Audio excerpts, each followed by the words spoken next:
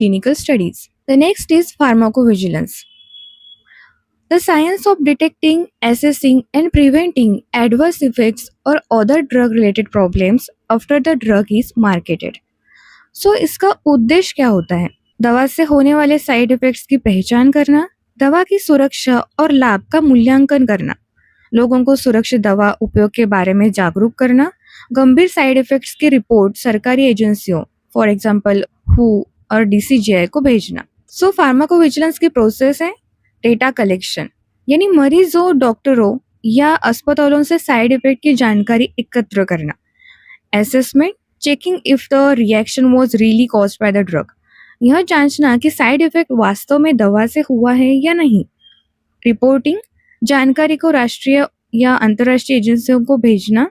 Action, जरूरत पड़ने पर दवा की खुराक बदलना, चेतावनी जोड़ना या बाजार से हटाना.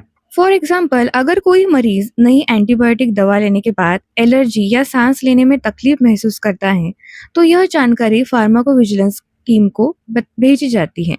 टीम इसकी जांच करती है कि यह प्रभाव दवा की वजह से हुआ है या किसी और कारण से.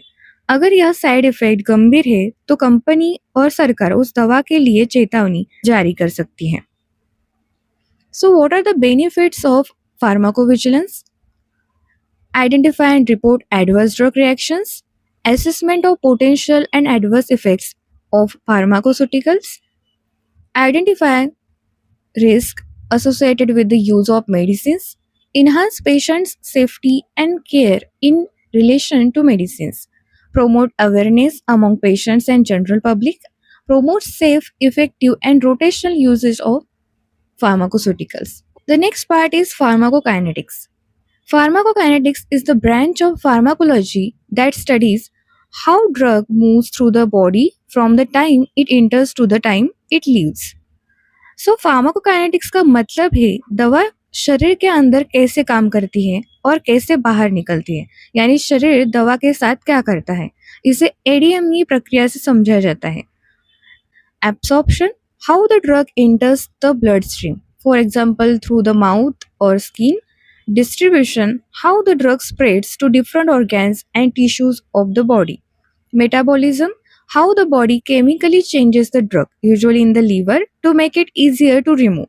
Excretion, how the drug or its byproducts are removed from the body, mostly through urine or feces. This is the image of pharmacokinetics with pharmacodynamics. The next is pharmacodynamics.